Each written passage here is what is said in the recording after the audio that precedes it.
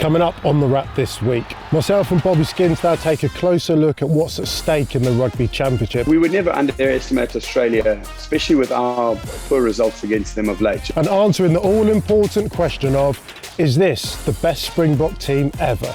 Abby Ward reveals what's it like to be a captain of the team our husband coaches. We said, right, this is a coach-player chat now. And in Challenge Ugo this week, it's a crossbar challenge, just not with the boot. What's the state of play in the Rugby Championship?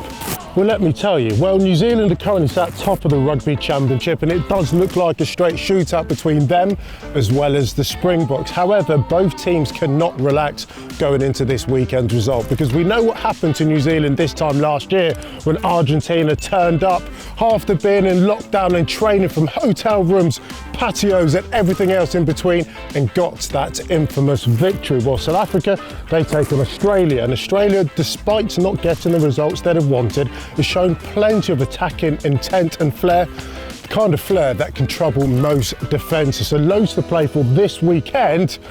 It's going to be a juicy one.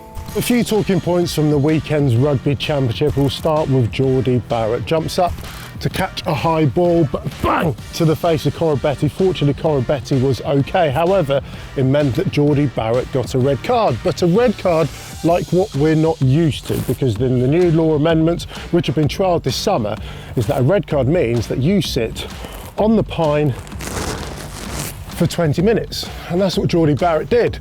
He stayed there, wasn't allowed to return to the field of play, but was replaced by Damien McKenzie. You've got to say, for New Zealand, unbelievable. They did not concede a single point during that period. And it certainly didn't affect the outcome of the match. The second point, Australia putting the ball in the air for far too long. It's the third game in a row where they've been picked off with an intercept. Let us know, are they playing too much? Are they playing too risky? Or are New Zealand's defence just far too good at checking them when they play into those wider channels?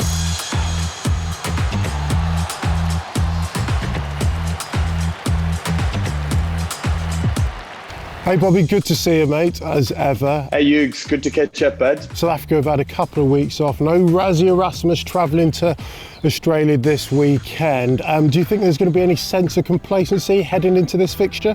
You know, we would never underestimate Australia, especially with our poor results against them of late. You know, Australia have been a big hurdle for South Africa. I think they've got a better chance with a big dominant pack and a very complementary backline. However, with players like Karevi and that, there's a big physical side to Australia as well. So I think we'll be poised for a big clash, and nobody's going to be underestimating them. Bobby, the Lions tour is just a distant memory at the moment, but part of that memory was the third test where Finn Russell came on after 11 minutes and started throwing the ball around. Australia are playing that rugby in the same vein. Do you think that's going to give the Australians plenty of confidence that they can get to those wide channels and actually put this fearsome South African defence under pressure? When you're playing a team with their own strengths, you've got to say, well, how can we counter those strengths? But then you've also got to concentrate on your own game. And I think South Africa will do that as a combination. But I also think that, you got to remember, I think it's been 4 intercepts from the New Zealand side. So that's outside in defence, managing Australia trying to play that wide game but failing. And South Africa have got a famous history of intercepts. If New Zealand can pick off a few intercepts, South Africa can as well, with that closed outside in defence. So I think we'll see a bit of both.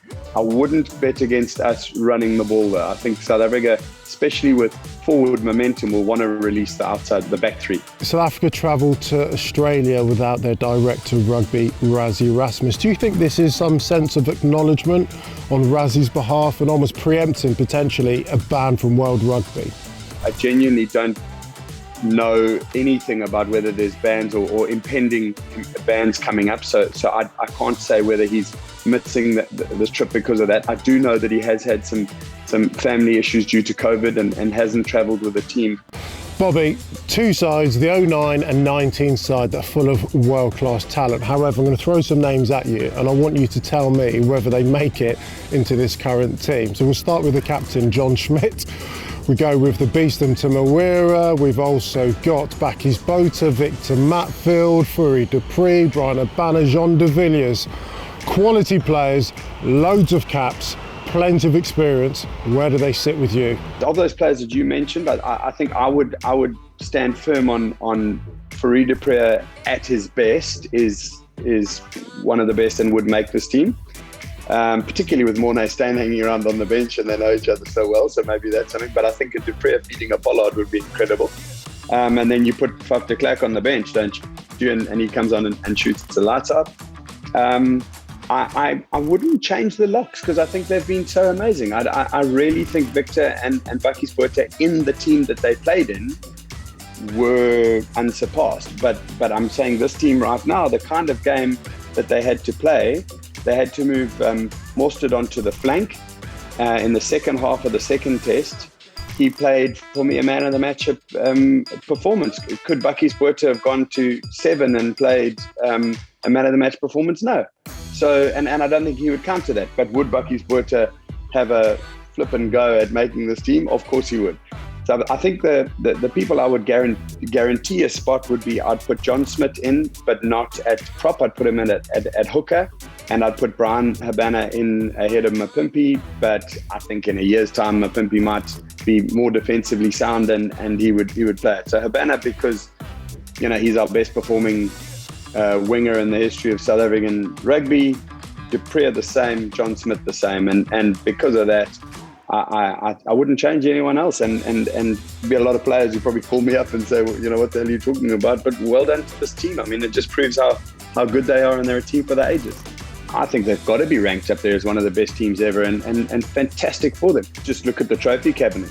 Some interesting decisions there, Bob. I'm not sure everyone's going to agree, and I've put you in a fairly compromised situation as well, but people get in touch and let us know what you think. But Bobby, as ever, great to see your beautiful, handsome face. Take care. We'll see you soon. I'm certainly no measure on you, the all singing, all dancing, world famous Ugo Monye. From the Southern Hemisphere to the Northern Hemisphere and the start of the Premier 15s this weekend, I'm going to get the newly signed and co-captain of the Bristol Bears, Abby Ward, on the phone. Here we go. Abby Ward, welcome to the Wrap. How are you doing? All right? Yeah, I'm good, thanks. Thanks for having me. Yeah, no, great to have you on. How's the body feeling after the first game of the weekend? It's all right. It was a bit sore yesterday, which I was expecting, but then I thought it would be after, a long kind of pre-season out. But it's good to be back into the first game. You and Leanne Riley left the champions Harlequins, joined the Bristol Bears. Talk us through why you made that move. Amazing to win the league with Harlequins and stuff, but for me, I thought the time was right for a new challenge. And so, yeah, I think from my talks with the coaching team, with the management team, with Pat himself, it just seemed like a really good fit, somewhere that was really ambitious and that kind of matched where I wanted to go with my rugby. You said you had talks with the coaching team. One of the members of the coaching team's your husband, Dave, who I played with. Absolute ferocious character on the pitch. At what point did he start trying to recruit you during last season? Yeah, we had to have a sit down, and I had to put all my expectations out there on the table, which is always an interesting conversation. We said, right, this is a coach-player chat now. Serious. How would you do it? This is what I would have with any other coach, so I'm not changing it for you. What's it like getting harsh day of the light feedback from your husband, and how do you park it and separate it? I mean, sometimes it goes down better than other times. No, to be honest, it's nothing new that hasn't been happening. So before a game, he'll give me my targets. After a game, he'll say whether I hit them or whether I didn't, or what I need to do. But yeah, again, it's just one of those things that we have to switch on our coach and player heads and then switch it off later on when we get home. But so far it's working, so hopefully it continues that way. Abby, it's great to chat to you. Congratulations on the start that you've had. I'm glad that you're settling in. Send my regards to Dave, and good luck for the rest of the season. And good luck for Strictly.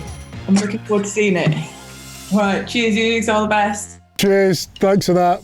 Okay, so it's Challenge Ugo time, and this week I simply have a ball, a crossbar, and 3 different distances. I'm going to attempt to hit the crossbar, not with my boots, but out of hand. I'm known for my passing skills, aren't I? Yes, of course I am. So right, 5, 10, and the 22, and it should be something like that.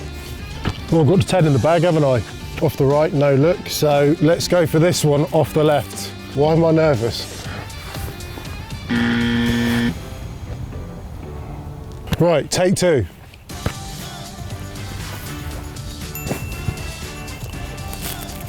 That was a nick, and I'm taking it, okay? You looking at my bum?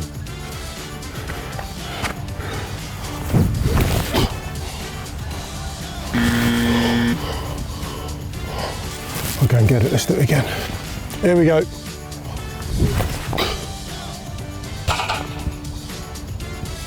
TMO wants to have a look at this, okay? And there is the point of contact. Yes, you can award it. Challenge Ugo complete. Thank you. That's it for another episode of The Wrap. Thank you to everyone that's tuned in. Don't forget to click the bell to get the notifications when we land every Wednesday on World Rugby's YouTube channels. Take care, have a great week, and we'll see you again very soon.